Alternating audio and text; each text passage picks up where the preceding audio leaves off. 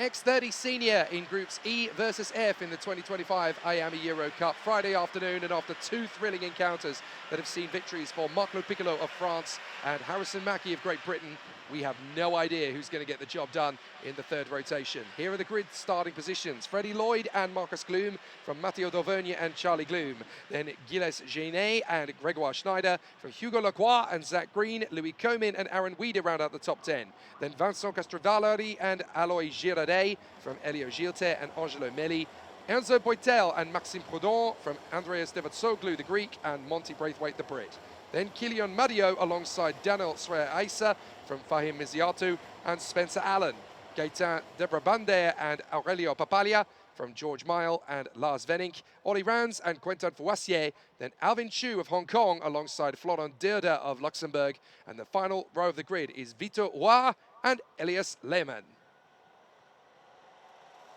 So with everybody now tucked up in position, it looks to me as though this grid is not going to be particularly well formed up by Freddie Lloyd and Marcus Gloom. They've had an opportunity to get it all tightened up together, and Freddie Lloyd, and they're part of the premium karting team, having previously been with various teams, including, of course, Fusion Motorsport in his days as an Iame Euro Series champion back in 2023 in the junior category. But this is not going to be an easy start to get right, but it looks like they've just about sorted it. So we're under starters orders again here at Le Mans. And Groups E versus F charge the first corner. Is it going to be plain sailing for the pole sitter? It's certainly easier than it has been, but he's already been forced wide. And so down to third position goes Freddie Lloyd at the expense of a couple of other drivers in the field. We've got a spinner further back. So that's one card down the order, two cards down the order with a broken front fairing. So Angelo Melli, Quentin Fouassier and Florent Derda are already in dire straits. It looks to me as though it's going to be big problems for Florent Derda, the Luxembourger, who is just trying to limp his car back to the pits with big damage. So already there are problems, and we've got one kart in the field with a missing front fairing. I've got a nasty feeling that is going to be Angelo Melli. But already we've got two karts that are undrivable at the back of the field. They're just going to be limping back to the pits in order to get them ready for the second heat later on. But out of the final turn to go into the second lap, it's a lead for Matteo Dauvergne in front of Gilles Genet, Freddie Lloyd, Marcus Gloom, Hugo Lacroix, Louis Comin and Enzo Boitel. Then in 8th position, it is the hard-charging Elio Gilter from Vincent Castrovillari and Gregoire Schneider. Then Green, Gloom, Wieder, Proudhon, Girardet, Miziatu, Braithwaite and Devotsoglu. But already we've got problems from the front end of the field then, as we've got three drivers in jeopardy. Kilian Madio, Quentin Fouassier and Florent Derda in difficulty. I'm not entirely sure that Florent Derda was even able to complete the second sector on the opening lap. No, he didn't. His kart is now stationary in the infield, and the battle for the lead is intensified as here comes Gilles Genet. Genet makes the bid on the inside line, and that's a lead change. There's nothing Matteo Dauvergne can do about that one. Freddie Lloyd, having dropped from pole position to third place on the blue and white premium kart, is now back in contention to take the victory. But Gilles Genet on the CRG has got big pressure as the bubble over from Matteo Dauvergne is imminent and inevitable. Gilles Genet en tête des hostilités, la pression qui fait rage. Matteo Dauvergne juste derrière. On va voir ce qu'on va voir de la part du pilote PB Kart, avec le ratio du peloton encore très serré là-bas dans cette entame de troisième épreuve qualificative de la journée. 13 au total cet après-midi, avec en troisième place Freddie Lloyd qui a perdu gros quelques positions depuis son et qui reprend la deuxième place au moment où je le mentionne, le pole sitter qui prend l'avantage à nouveau sur Matteo Dauvergne pour la deuxième place. Bien fait là-bas dans le banking. On ne s'embête certainement pas dans cette entame de week-end pour la Iame Euro Cup Ladies Cup. Et regardez comme ça se bat derrière le 368 juste derrière, me semble-t-il. C'était Aaron Wida, en effet, la de fer de lance du nouveau team Enza Kart, partenaire du team Falcon avec le nouveau châssis. Des nouvelles marques évidemment sur la scène internationale du karting. Ça a tenté de passer pour Freddie Lloyd, c'était très près évidemment à la corde du premier virage. On a senti que le Britannique commençait un petit peu à sentir éventuellement où il pourrait s'infiltrer. C'est derrière que ça passe entre Dauvergne et Marcus Gloom. Marcus Gloom, l'un des pilotes du team RSD, qui a concédé la troisième place à Dauvergne. On va passer 3. Et nous avons Hugo Lacroix, Enzo Boitel, Elio Gilter remonté de 6 places. Enzo Boitel, 9 positions de gagné dans ce premier tour. Et le changement pour la première place au banking. La deuxième tentative sera la bonne. Freddie Lloyd qui repasse en tête avec encore un peu plus de 6 minutes et un tour jusqu'au drapeau à damier. So the former Iame Euro Series Junior Champion Freddie Lloyd has now hit the front in Senior X30 here in the Iame Euro Cup after a terrific battle so far with Gilles Ginet. Matteo De Vergne, the former leader, back into third position again, having dropped as far as P4 and now giving chase. But up into fourth position has come Enzo Poitel ahead of Hugo Lacroix and Marcus Gloom, who got run wide there on the previous lap. Now a dive up the inside, that's going to be Hugo Lacroix. Lacroix gets through on Enzo Poitel, and that puts him into fourth position as now Matteo De Vergne gets the move on Gilles Ginet. So Gilles Ginet has to concede the CRG to let Matteo De Vergne, get through into second position. That gives Freddie Lloyd a little bit of oxygen in the lead of this race for the moment. But this is going to be an intense battle. He knows he's not going to be able to keep this advantage for too long. There's some big dives further back that look like Charlie Gloob making his move on the inside of Grégoire Schneider. Et superbe regard effectivement là derrière entre Hugo Lacroix, Marcus Gloom, Grégoire Schneider, Charlie Gloom et les frères Gloom du team RSD. Donc en pleine bagarre là-bas pour les premiers accessibles de ce top 10. Mais voilà, vous les voyez roue dans roue là-bas à la sortie de la chicane. Avec les couleurs reconnaissables, bien connues du monde du karting du team de la famille Guélande. Et le premier des frères Gloom, c'est Marcus qui va tenter de déboîter sur Enzo Boitel. Et en faisant ça, eh bien, il ouvre la porte à son frère. Bien joué. Belle entrée là-bas familiale, si je puis dire, entre Charlie et Marcus Gloom qui s'infiltre en 5e et 6e position. Enzo Boitel qui perd 2 places dans l'aventure. Le voilà 7. Avec Grégoire Schneider juste derrière. Zach Green, Aaron Weda remonté 10. Avec Alois Girardet juste en dehors de ce top 10 justement. Avec quelques pilotes en difficulté qui ont dû renoncer. Ça passe bien là-bas avec des pilotes dans le cœur du peloton.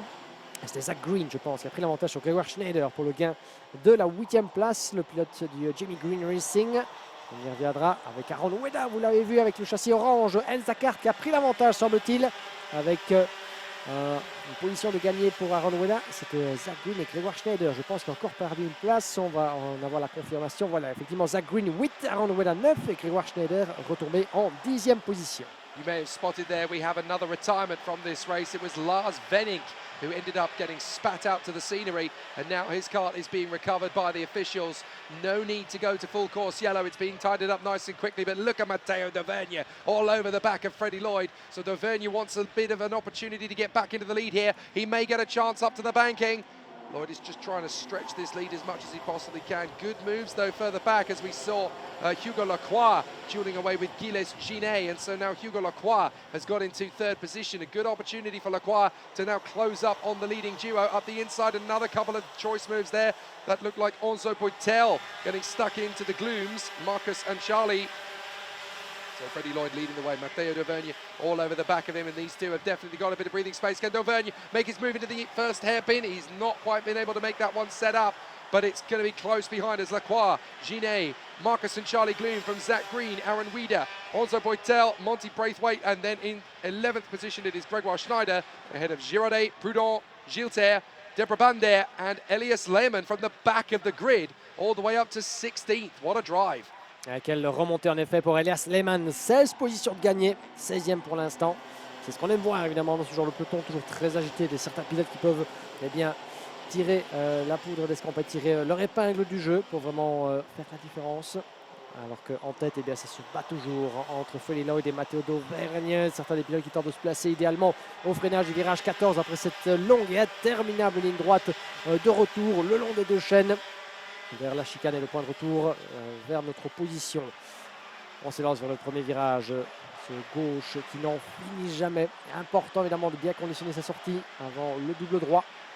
Le premier, c'est le virage numéro 3, le virage numéro 4 et l'enchaînement d'idées de chaînes. Pourquoi tel nom? Eh bien parce qu'il se trouve au centre du tracé deux authentiques chaînes, deux arbres jumeaux là-bas qui ont donné bien, leur nom à cette partie du tracé du Mans. Et un secteur le plus technique, certainement des trois secteurs du tracé du Mans, toujours propice aux manœuvres de dépassement. On l'a vu précédemment avec Clopes Mugoreit par exemple, qui ne retenait pas certainement ses ambitions et allait chercher les déplacements à chaque fois que l'opportunité se présentait. Pour l'instant, ça ne bouge pas encore entre Matteo De Vergne et Freddie Lloyd, alors que les secondes s'égrènent, les minutes aussi. Il restera toujours moins de possibilités pour le pilote Descartes d'aller déloger le représentant du team Premium Karting. Mais pour l'instant, Freddie Lloyd est occupé à faire le job avec la pression derrière lui de Matteo De Vergne, mais en résistant malheureusement. Ils ne parviennent pas tous les deux à vraiment creuser un écart sur Hugo Lacroix et Gilles Ginet. Et j'ai l'impression qu'on va avoir une bataille à 4 jusqu'au bout, mon cher Jay.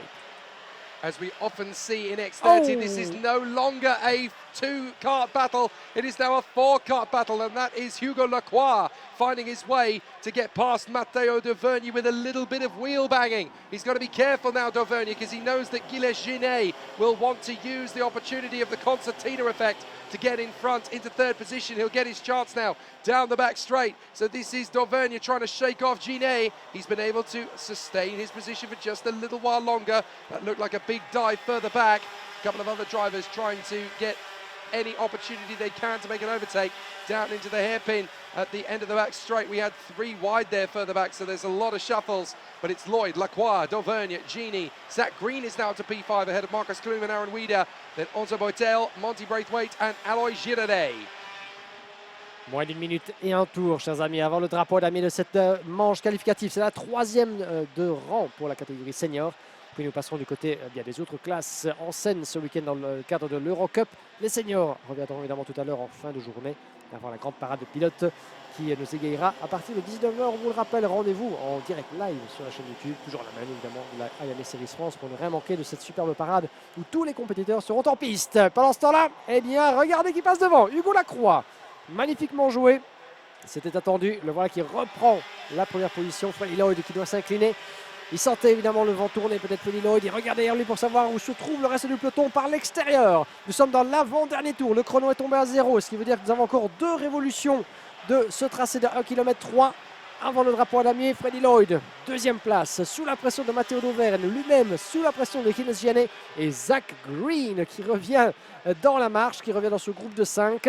Ça pourrait se jouer eh bien, de tous côtés. Faites vos jeux, puisque à ce stade, si même Hugo Lacroix, au volant de son châssis Alonso Kart, semble avoir la main mise, rien n'est encore joué, parce que Freddy Lloyd a mené la majorité de cette épreuve, et je doute qu'il veuille se laisser faire jusqu'au terme de cette course. Moins de 1 tour et demi restant, mon cher Jake. So close now between the top 5 drivers. Any single one of them can take this heat. A lot of back end lost there by Marcus Klum as he tries to get away from Aaron Wieder.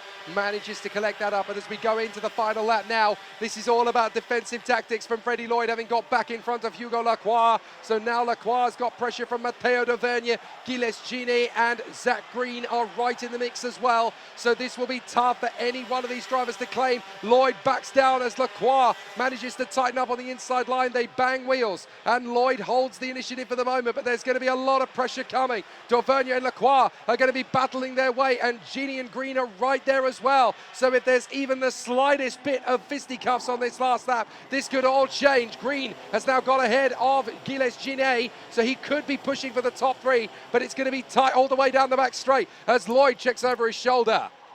Et nous sommes dans les derniers instants. Le dernier passage du virage numéro 14, la dernière chicane. Freddy Lloyd qui reste au centre de la piste, bien décidé à ne rien concéder. Hugo Lacroix juste derrière, Matteo Dauvergne en 2e position. Ça se jouera jusque dans les derniers instants finalement. Freddy Lloyd, Dauvergne, Lacroix dans cet ordre. Superbe succès pour le pilote Premium Karting qui n'aura rien lâché. Jusqu'au bout, il aura serré les dents pour tenter de refaire son retard. Pour Hugo Lacroix, eh bien, c'est certainement des 3 lui qui doit le plus regretter d'avoir eh bien, perdu pied dans ce dernier tour. Certainement pas à remettre en cause sa performance, mais après avoir mené et après être parvenu à passer devant, eh bien, il aura dû bien malgré lui concéder cette 2e place au profit de Matteo Dauvergne dans le dernier tour. 4e place, Zach Green, 5e position pour Gilles Genet. Marcus Klum a franchi le drapeau à la main en 6e place devant Aaron Wieder. Remontée de 3 places, Enzo Boitel, 7 positions de gagné devant Alois Girardet, Monty Braithwaite, Maxime Prudent. En dehors du top 10, puis nous avons Elio Gilter, Grégoire Schneider, Charlie Glum, Vincent Castrovillari, 15e position. La remontée de 16 places de Elias Lehmann, suivi de Gaëtan de Brabander, Louis Comines, Aurelio Papaglia, Spencer Allan, Dieter Howers, Angelo Melli qui est rétrogradé de 8 places malheureusement pour Angelo. Andras Devozoglou le suit au 23e rang avec en queue de peloton Daniel Sayer, Aïssa, Farim Miziatou, Georges Mahel, Alvin Chui et plusieurs pilotes qui manquent à l'appel à la fin de cette manche qualificative. Lars Venink, Olli Rans, Kylian Madio, Quentin Foissier et Laurent Dirda ont dû tous abandonner au terme de cette épreuve. Nous allons prendre quelques instants de pause, mes chers amis, et puis, bien, dans la foulée, nous allons avoir la suite des festivités. La première manche qualificative pour les catégories K à 100, 138 et 160, avec une différente motorisation, 100 cm3. Puis nous avons le 138 et le 160 dans la foulée.